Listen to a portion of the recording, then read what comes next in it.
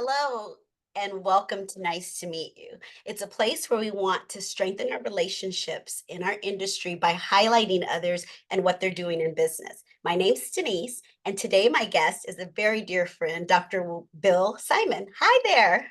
Hi, Denise. Nice to be How, here. Thanks so much for having me. thanks for coming on. I've known Bill for, well, we've known each other about 5 or 6 years now, huh? Yeah. Yes. I think about 5 or 6 years, and Bill has so many tricks in his bag. He does so many things, and he's wonderful, and I thought he'd be a great guest to come on, and so let's get right to it. Tell us a little bit about yourself and what you do. Well, as you can see from a couple of gray hairs, I've been at this profession for quite some time. So the past is pretty storied. And I got out of dental school in 1983, Southern Illinois University. I came up to Chicago. I actually grew up in the Chicago area. Went to school down near St. Louis at Southern Illinois. Came back to Chicago. Went into a practice on the north side of Chicago as an associate doctor, and eventually opened up my own practice and then opened another practice and eventually sold one practice and then have just been involved with a lot of different things outside of the office as well. A lot of organized dentistry effort, speaking, consulting, just a lot of different things that come with experience, I guess you might say. You're a wealth of knowledge then when it comes to dental. I started in dental in 1995 as an assistant. You started, you said, out at 83, and you've had a few very successful practices. And I do know firsthand Bill's a great speaker and has had his hand, like he said, in helping other speakers get, including myself, get on get on the stage. So you're wonderful at that. So if you had to say what started you on the path, like what made you decide that you wanted to choose dentistry? And I've always found that to be a very interesting question. When people pose that to me, you think about the time when you had to make a decision like that, and mhm, you're in high school, and that your level of understanding of the world and what's possible and what jobs are, what they mean is relatively low, right? You don't know a whole lot about really, a lot of things, yeah. and you do your best to make a decision that you hope is going to work out for you. When I was in high school, I was faced with that decision when I had to decide on a major for Mhm. college, and I was vacillating back and forth between accountant and dentistry. I had a couple Ah, family members that were in dentistry, uh-huh. and I always enjoyed visiting with them and speaking to them about their profession. But I was also very interested in numbers and math, and I ended up making the decision to go into dentistry because of the human component of it. And I'm Yes. very grateful that I did because I can't imagine myself sitting behind a desk from March 15th or from February 15th to April 15th with my head buried in the sand doing tax returns or something like that. So uh, Right. I chose the path of dentistry. I like the biology side of Mhm. things, and it ended up being a great choice for me. You know what's interesting is a lot of dentists don't have the accounting side of it. Like, you'll have a lot of dentists. I've worked with a lot, I've met a lot, I've talked to a lot that are just driven on the dentistry part. So what's sets you apart is having the accounting part as well as the dental knowledge. Do you feel that that's helped you in your career and be more successful?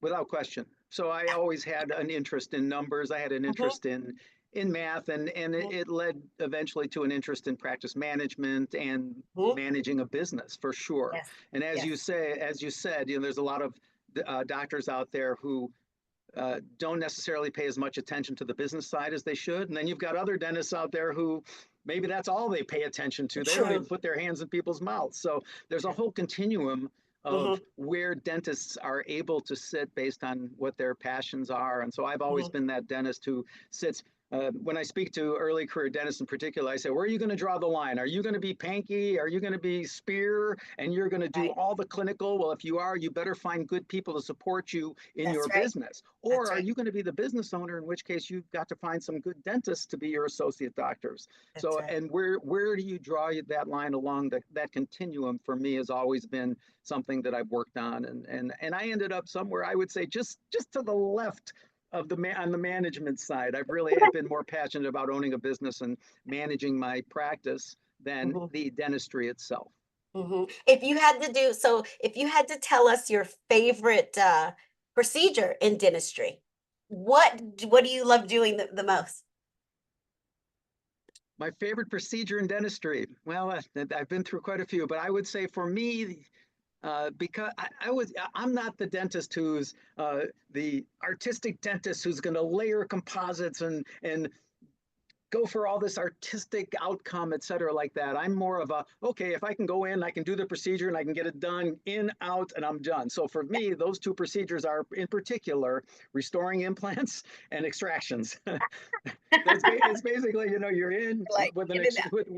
with an extraction, you go in, you take the tooth out and you're done. When you're doing like a class 2 composite, you're numbing, you're prepping the tooth, you're refining the preparation, you're placing composite, you're contouring composite, you're polishing, you're checking contact. That's that's not my favorite place to be. Not your thing, huh? Okay, No. now on the practice management part. Yes, you said you give this, you'll give young dentists this talk about decide which way you want to be. Like you said, you're going to be over here on the educational part, get the right associates. You're going to be over here on the clinical, get the right people. What is your favorite part of training others or what you did to set yourself up for success on that end? Oh, I don't think that it's something that I knew early on in my career that Mhm, I would be as passionate about that side of things. And so for mhm, me, getting to a place of leadership and mentoring and team building was always something mhm. that it became something that I became very Yes, excited about. yes. So I spent a lot of time listening to a lot of people like you and others in our industry about what's important with leadership, what's important with building a team, important with building patient relationships. And Mhm. our practice here is a very relationship based practice. I And love that. our team is numero uno. And there's some doctors out there who say, well, the patient's number one, the team's number two. Well, we have always been team number one. So I love uh, it. those are some of the things for me that I like to uh, mentor early career Mhm. doctors on. Is if you can take that kind of an approach, I think that you're gonna have a better outcome, more successful as time goes by. Another thing in my case that was really impactful is that I happen to be as uh, as Vanessa Emerson, who Vanessa Emerson would Mhm. describe it as the dramatic career. So I had a lot of pitfalls throughout my career. I've had everything from an office fire to an office flood to embezzlement, robbery at gunpoint, lost Wow. lease.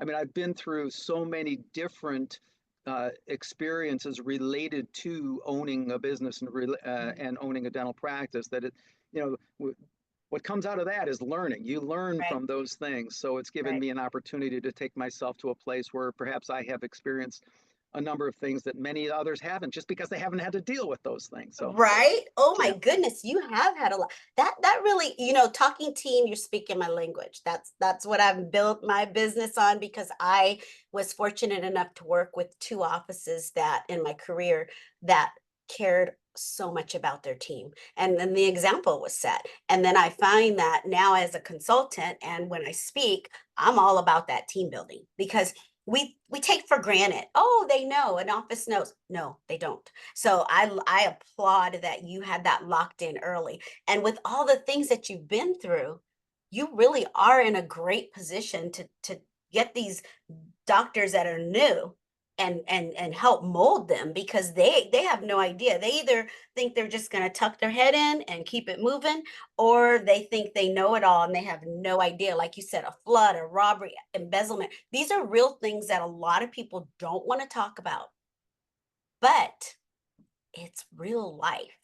And with that, if you like, what would you if you had a magic wand and you could wave that wand, what would you do to make changes in our industry so that we had more offices that were in line with your thinking and your mindset and doctors that are willing to learn and understand both? How would you what would you do to do that?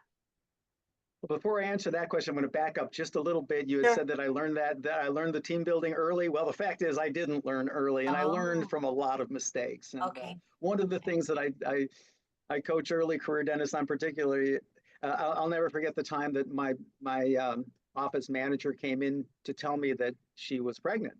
Mhm. And this was the first time in my career that I had a staff person who was going to go on a maternity leave. And she said to me that she's pregnant and she's going to need a maternity leave. Well, the first thing going through my head is, oh my gosh, what am I going to do now? Well, I learned that the minute somebody comes into you and tells you that they are pregnant or that they have a significant life event that's exciting that they need time off for, you immediately have to become the happiest person in the world. Immediately, no matter what it means on your side of the table, so to speak. But so I Yeah. learned a lot through some mistakes that I made early, and that was very helpful. As far as having a magic wand to wave across our profession, I mean, that's a very, very long and involved discussion right now. Our industry is just really in some very tumultuous time. Maybe not tumultuous, but there's certainly a lot Change. of a thing change, a lot of evolution, and Mhm.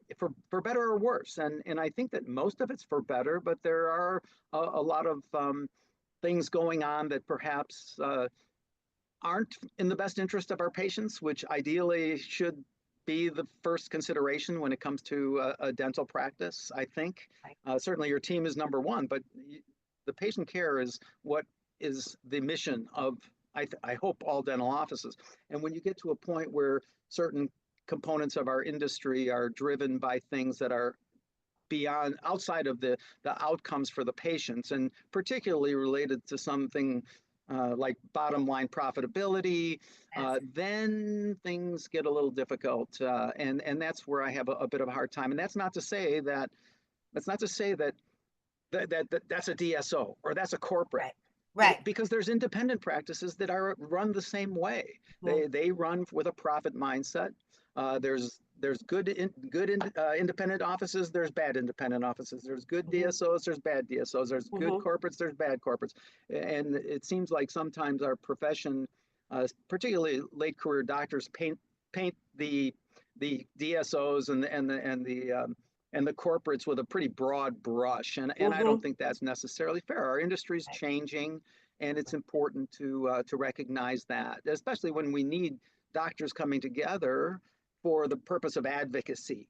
So if our profession is fractured into a number of different siloed components, and we can't Mhm. bring our doctors together to protect our profession through Mhm. legislation and power in numbers, then that to me is something that's a concern. And I'm That's hoping, yes. so my broad brush would get all dentists together, understanding that we need to protect our profession. Otherwise, people will as one of my colleagues who was well known here in our state of Illinois, a doctor by the name of Lauren Fellner, who Mhm. passed away suddenly about six, Mhm. 7 years ago. Mhm. He would always say, if you don't have a seat at the table, you're on the menu, and that's to me is really important for our profession to understand. I love that. Oh, wow, I love that. It's so true because we're clearly going through a change in the industry. Everybody feels it. Whether regardless of if you're the doctor, if you're the team, if you're a speaker, if you're you feel it. And you touched on a couple of things how everybody wants to villainize one way or the other, but it is a broad spectrum. And I often think of that quote as we're in the same, profession of creating the team and understanding that that's where it starts and understanding that frustration leads to inspiration. And so I would consider in dentistry right now in a frustration time, but I am feeling as you hopeful that it will lead to an inspiration, but it does include getting involved. And so the fact that you are spearheading and getting involved, I applaud that because sometimes on the other end of it, you don't know how to get involved. Sometimes I want to be involved and I'm like, I don't know how because I'm not there to do it, but I'm trying. So the fact that you are centered in on that and are zeroed in on that and are trying to make a change in our industry, that's how change is made. That's how change is made. Because if everybody says, well, there's nothing we can do, nothing will happen. So I really, really love your take on that. I really do. And I want to focus on saying like, thank you for that. You know, more of us should get involved. I'm still trying to figure out a way to make a difference and get involved. My way is going to be training these teams and doctors to understand that team is first, because it's really about how you treat your team and then how they'll treat the patient. And so, like you said, making it not so money driven. The money will come.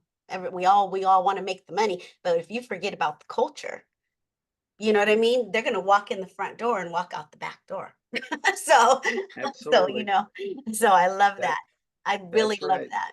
And Yes, as they say, turnover is a blank. I won't even use the word, but turnover is very, very yes, difficult. And building a good culture is very difficult yes, too. But if you work yes, at it and you learn what it takes to do it and you focus, uh, yes. everybody's capable of doing it, I think, of building a Absolutely, good culture. absolutely, absolutely. I love it. It has been a pleasure getting a little glimpse into this brilliant mind of yours. And I want to thank you for coming on and talking to everyone. We got to get a little glimpse and get to know you a little better. And if there's any new doctors that are watching this and think, hey, I'd like to pick his brain on or how to get involved with learning from you or anything, what's the best way to get in contact with you?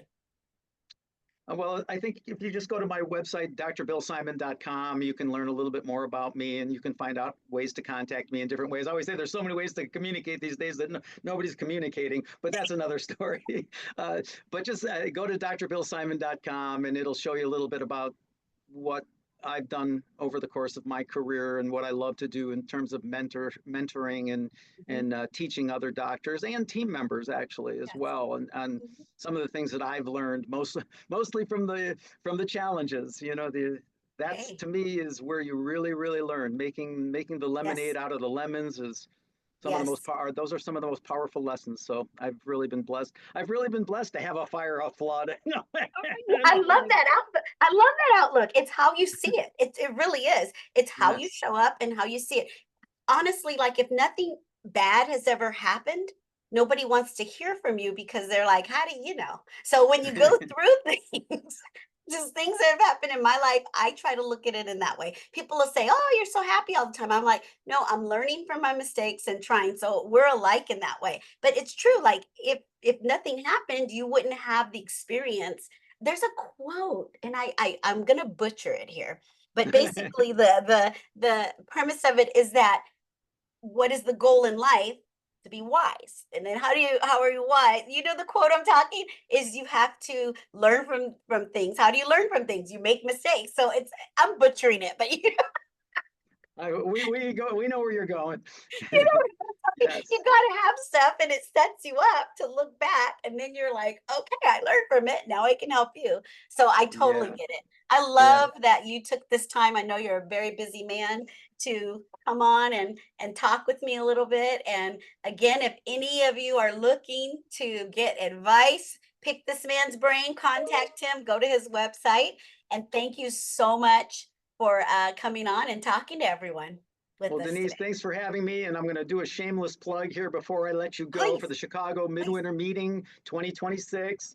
So I'm on the committee that populates the program for the CE, the all of the lectures and the hands-on panels, et cetera. So I will be the chair of the 2026 meeting, and I'm hoping that all of your listeners and all of your peeps come out to Chicago in February of 2026 and join us at the Midwinter Meeting. Yes. And thank you so much for having me. It's been my pleasure. I really appreciate it, You're Denise. welcome. And I'm going to add to that, everyone. I spoke at Chicago for the first time this year, 2025, and it was the absolute best experience ever.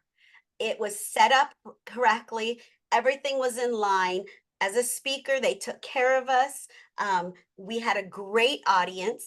For those of you, if you're thinking of going, and it's a great conference, there's a bunch of great speakers there, vendors are there, and it's top of the line. And I'm from California, and first day I arrived, it was like 10 degrees, and look, I made it. And it was as a speaker, it was fantastic. Thank you all for having me, and I hope to speak again for Chicago. It's a great, great, great venue, guys. Come and check it out. And thank you, Bill, for coming on. All All right. right, so Thanks, Denise. Have a you're great day. welcome. You All until right. next time, everyone, make it happen.